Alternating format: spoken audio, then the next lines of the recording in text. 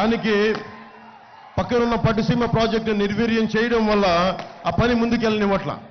అలాగే మనం కూర్చోబెట్టి స్వభావం రీత్యా ఇది ఇసుక నేల, డ్రైనేజ్ మురికి నీరు బయటికి రావడం వల్ల అస్తవ్యస్తంగా అయిపోద్ది. దీని గురించి మాట్లాడేవాడు ఎవడు? పేకాట క్లబ్ల మీద ఉన్న జోరు హుషారు ప్రజా సమస్యల మీద, తాగునీటి సమస్యల మీద లేదు. ఇందాక చెప్పినట్టుగా land titling act, land grabbing act, అది జగన్ ల్యాండ్ గ్రాబింగ్ యాక్ట్. అది ముందేం చేశాడు? వీళ్ళ ఇంట్లో ఉన్నది, వీళ్ళ కుటుంబంలో కూడా ఈ పక్కన పడే ఆస్తులను దోచుకోవడం మీద ఉన్న పిచ్చి వీళ్ళకి. పాపం మనకి రైల్వే కోడూరులో కూడా వెంకట నరసయ్య గారు అని చెప్పి వెరైటీస్ మైన ఆయన గుర్తించారు. వాళ్ళ తాతగారి సమయంలో, జగన్ తాతగారి సమయంలో అక్కడికి వెళ్ళి ఆయన్ని మనుషులను పెట్టుకుంటే కొద్ది రోజుల తర్వాత ఆయన అకస్మాత్తుగా చనిపోయారు. కొన్ని సంవత్సరాల తర్వాత ఆ వెరైటీస్ మనులు వీళ్ళని. వీళ్ళు ఎప్పుడు కూడా మీరు వైఎస్ జగన్ గురించి ఆలోచించాల్సిందే, మన రైతాంగం ముఖ్యంగా ఆలోచించాలి. వాళ్ళు ఎప్పుడు భూమిలో ఒక పట్టెడు, ఒక గుప్పిడి గింజలు తీసి భూమిలో చల్లే అలవాట్లేదు వీళ్ళకి. ఒక పట్టెడు గింజలు తీసి భూమి మీద చల్లే అలవాటు, దాని నుంచి పైరు తీసే అలవాట్లేదు. భూమిని తవ్వే అలవాటు తప్ప భూమిలో విత్తనాలు జల్లి పంట పైరుని పైకి తీసుకొచ్చే అలవాట్లేదు వీళ్ళకి. వీళ్ళకి భూముల్ని తవ్వటం, ఖనిజాలని తీయటం, గనుల్ని దోచేయడం తప్ప నిజంగా ఒక పట్టెడు గుప్పెడి గింజలు భూమి మీద వేస్తే పచ్చని పైరైతే దాన్ని ఎంత కాపాడుకోవాలి, ఎంత శ్రద్ధగా తీసుకోవాలి.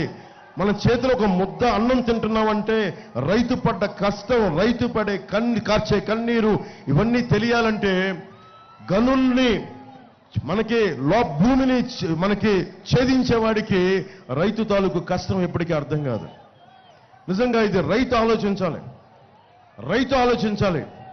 స్వభావం ఎలా ఉంటుందంటే కష్టం ఉన్నోడికే కష్టం తెలుస్తుంది.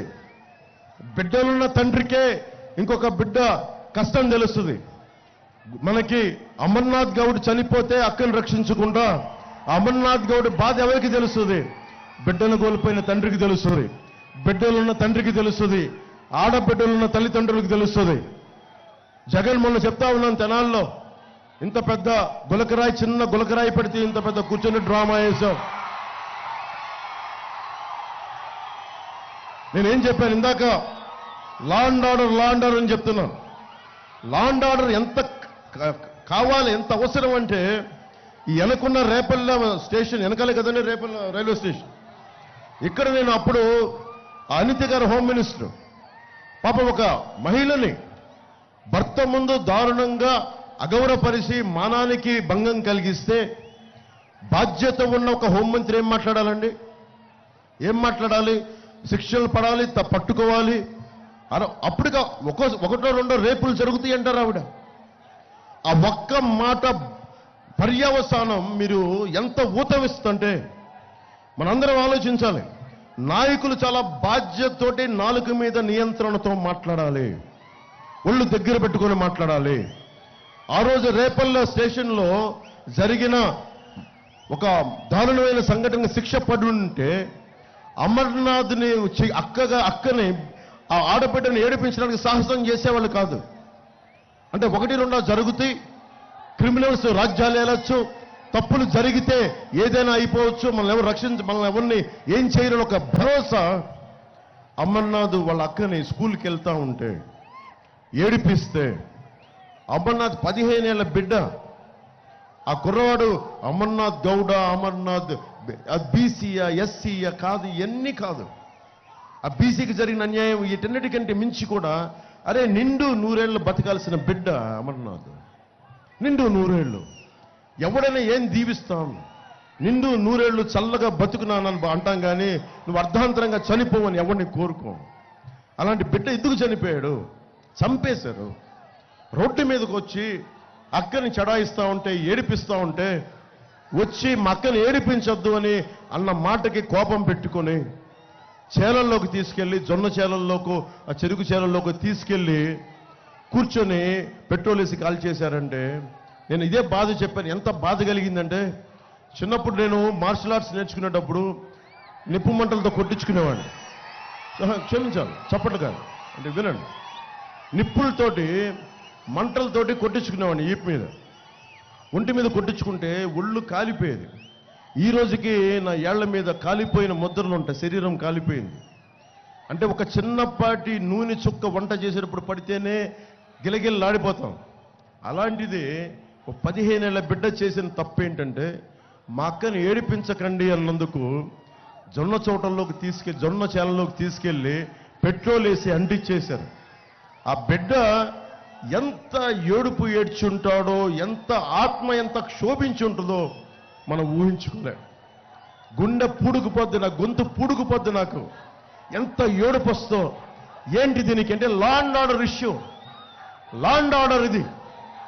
బలమైన మంత్రులకు కానీ, బలమైన హోంశాఖ బలమైన అధికారులకే, ఒక్క ఎస్ఐకే నువ్వు రౌడిజం కంట్రోల్ చెయ్యంటే నేను మీకు చెప్తున్నాను, 2 వారాల్లో ప్రతి రౌడీ ఎదవని మక్కలు ఇరగ్గొట్టి కింద సెల్లో కూర్చోబెడతాం. ఎస్ఐకి ఉంది, ఒక సబ్ ఇన్స్పెక్టర్ పోలీసుకు ఉంది. నువ్వు పోలీసులను పని చేయనిస్తే కదా. ఎంతసేపు రౌడీలు వెనకేసుకురా, అమ్మాయిలు నేర్పించేవాళ్ళు వెనకేసుకురా, దాడులు చేసేవాళ్ళు వెనకేసుకురా అంటే ఇలాగ ఉంటుంది ప్రభుత్వం. మనం ఎందుకు భయపడాలి? మాట్లాడితే చంద్రబాబు గారిని జైల్లో పెడతారు. చంద్రబాబు గారు నాకే స్నేహితులు కాదు, బంధువు కాదు. అరే, ఒక సీనియర్ రాజకీయ నాయకుడు, చాలా దశాబ్దాలుగా పాలిటిక్స్ని హ్యాండిల్ చేసిన వ్యక్తి.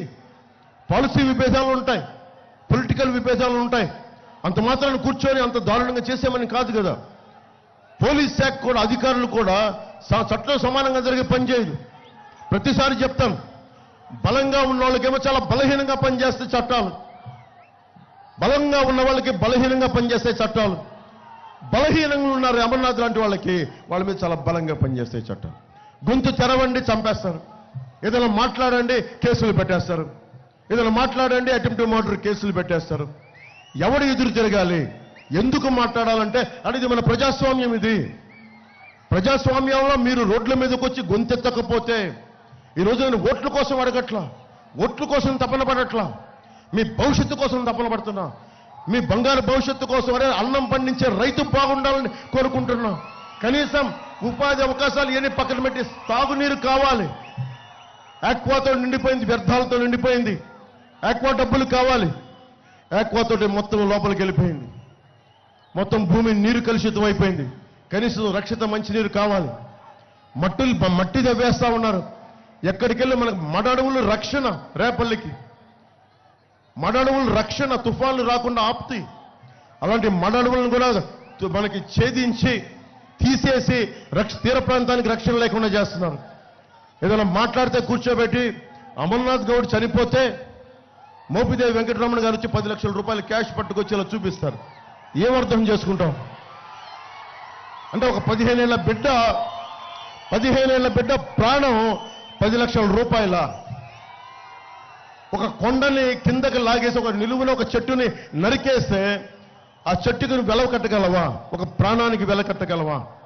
10 లక్షల రూపాయలు ఇచ్చి క్యాష్ ప్రభుత్వం చెక్ ఇస్తుంది.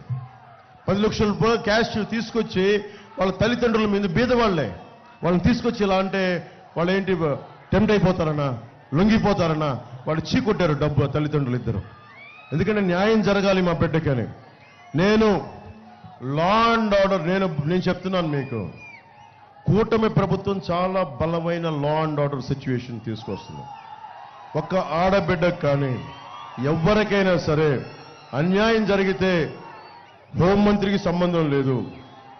ఒక బలమైన కానిస్టేబుల్ కూడా వాళ్ళని ఎదిరించే స్థాయికి అంత బలోపేతం చేస్తాం పోలీస్ వ్యవస్థని.